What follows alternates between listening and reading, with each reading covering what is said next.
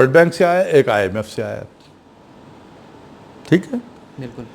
انہوں نے ایک ویسٹرن کتاب پڑھی ہوئی ہے, textbook, everything is a monetary phenomena, balance of payment is a monetary phenomena, inflation is a monetary phenomenon.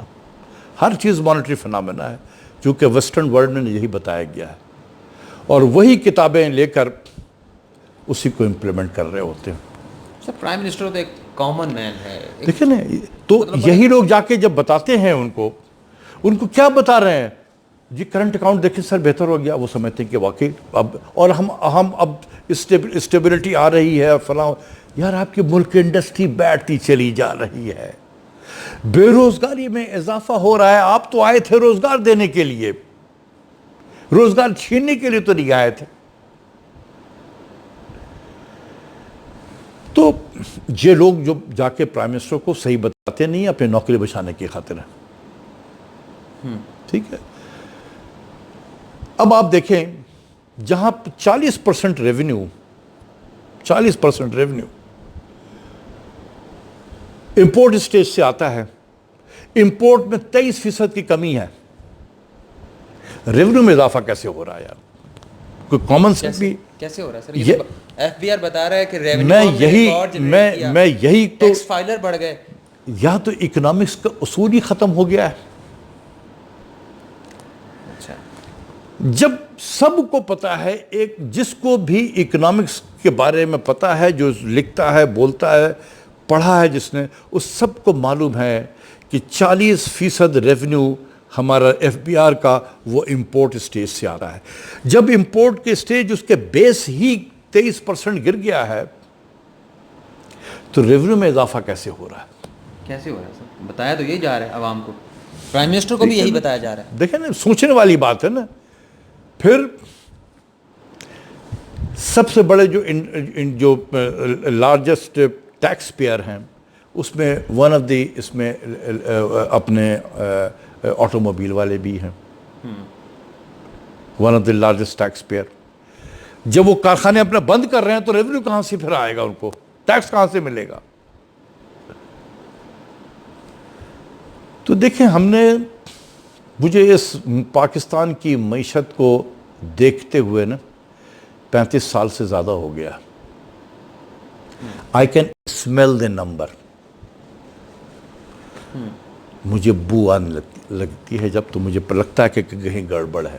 مطلب آپ کہہ رہے ہیں کہ اعداد و شمار کا گھنونا دھندا جیسے میرا خیال ہے کہ یہ ہم انفارچونیٹلی اسی رخ میں جا رہے ہیں.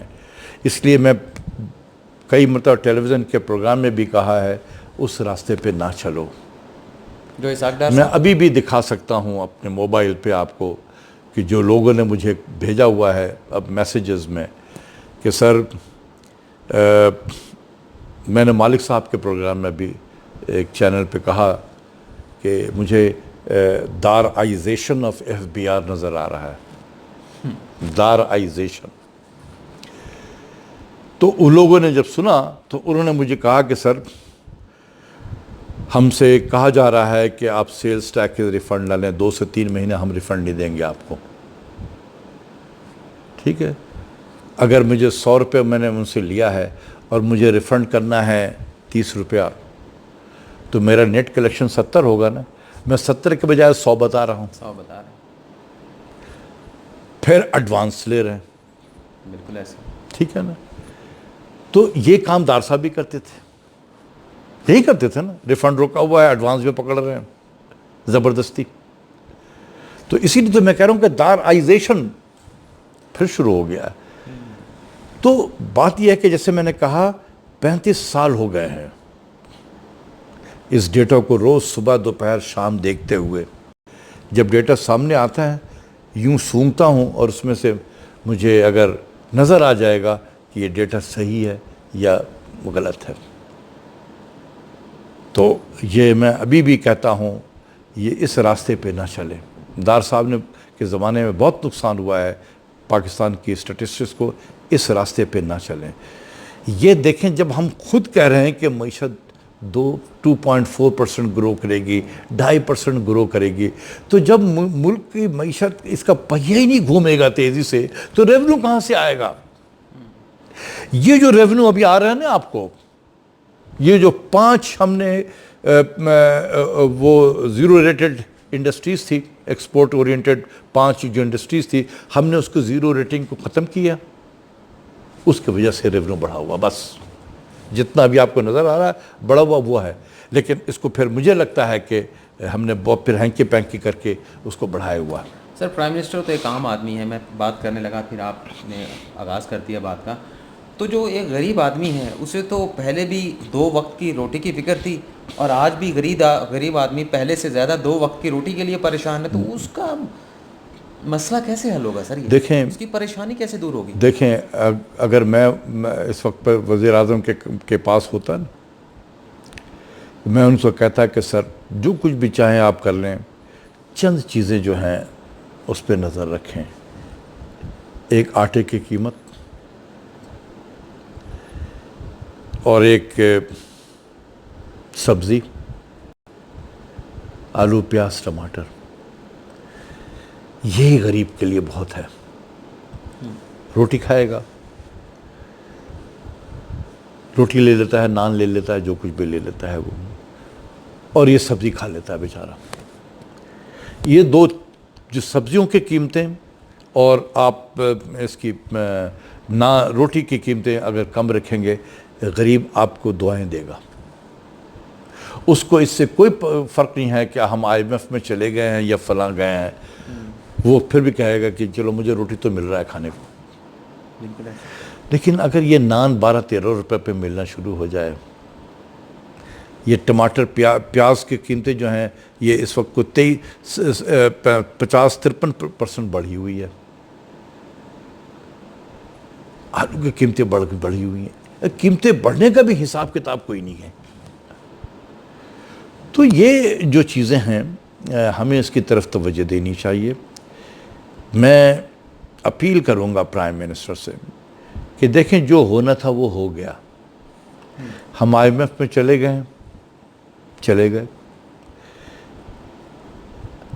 IMF میں جب جاتا ہے تو وہ کانٹوں میں گھر چکا ہوتا ہے. ٹھیک ہے نا، وہ ملک کانٹوں میں گھرا ہوا ہوتا ہے. جدھر کروٹ لے گا وہ زخمی ہوگا.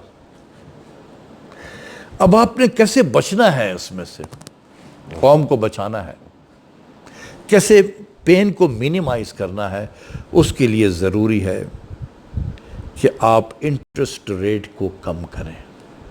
انٹرسٹ ریٹ کو کم کریں. پرائم منسٹر صاحب، ساری دنیا ایک طرف ہو گئی ہے لیکن آپ کا گورنر ایک طرف ہے. یہیں سے آپ سوچ لیں کہ ہم کتنے فائنینشلی آزاد ملک ہیں. جب بھی کوئی IMF کے پروگرام میں جاتا ہے وہ اپنی فائنینشل آزادی کھو دیتا ہے. اور یہ جو ڈسکاؤنٹ ریٹ تھا، ہر شخص یہ کہہ رہا تھا کہ انٹرسٹ ریٹ کم ہوگا. عمران خان صاحب کے جو وزراء ہیں وہ کہہ رہے تھے کہ کم ہونا چاہیے. ہم جیسے لوگ کہہ رہے تھے کہ کم، روز صبح دوپہر شام.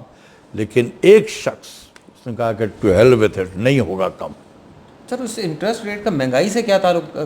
کہتے ہیں جی اس لیے بڑھایا گیا تاکہ مہنگائی کم ہو جائے. یہی تو میں نے کہا، یہ وہ لوگ ہیں جو ٹیکسٹ بک پڑھ کر آئے ہیں، وہ بھی پرنسپل پہلا کورس اکنامکس 101. اسی لیے میں کہتا ہوں جو ہم اپنے بچوں کو یہاں پڑھاتے ہیں نا، اکنامکس 101 پہلا کورس ہے اکنامکس کا، اس میں یہی سب باتیں لکھی ہوئی ہیں. لیکن وہ کس کے لیے لکھی ہیں؟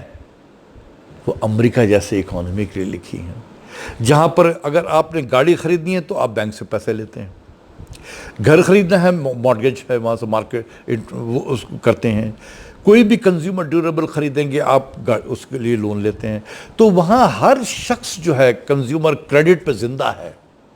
سر پاکستان کی اکانومی پھنس گئی IMF کے شکنجے میں، تو عام آدمی تو بینکوں کے قرضوں کے سود بھرنے میں پھنس جائے گا. دیکھیں نا، جو ویسٹرن ورلڈ ہے ان کے لوگ قرضوں تلے دبے ہوئے رہتے ہیں کیونکہ ہر چیز وہ کریڈٹ پہ لیتے ہیں. تو جو بینک کریڈٹ کا بہت بڑا پورشن جو ہے وہ کنزیومر کو جاتا ہے، کنزیومر کے فائنینسنگ کے لیے. تو اگر زیادہ انٹرسٹ ریٹ کم ہو جائے تو بہت زیادہ لوگ پھر بورو کریں گے. جب بہت زیادہ بورو کریں گے تو وہ ڈیمانڈ کریٹ کریں گے. جب وہ ڈیمانڈ کریٹ کریں گے تو جو پریشر آئے گا ڈیمانڈ اور سپلائی کا، قیمتیں بڑھیں گی. تو اس لیے وہ انٹرسٹ ریٹ بڑھاتے ہیں کہ لوگ کم پھر بورو کریں، کم بورو کریں گے، ڈیمانڈ پریشر کم ہوگا، سپلائی ڈیمانڈ بیلنس ہو جائے گا۔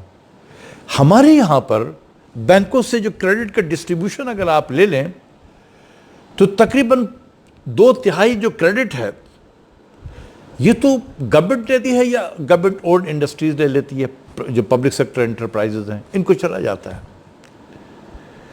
کنزیومر کو صرف جاتا ہے لیس دین 3% آف کریڈٹ۔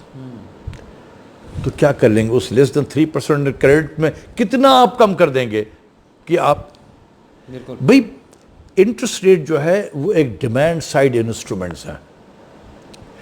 ڈیمانڈ کو کرٹیل کرنے کے لیے، ڈیمانڈ کو مینج کرنے کے لیے انٹرسٹ ریٹ استعمال کیا جاتا ہے، لیکن پاکستان میں جو انفلیشن ہے وہ سپلائی سائیڈ سے آتا ہے، یا گورنمنٹ خود بڑھاتی ہے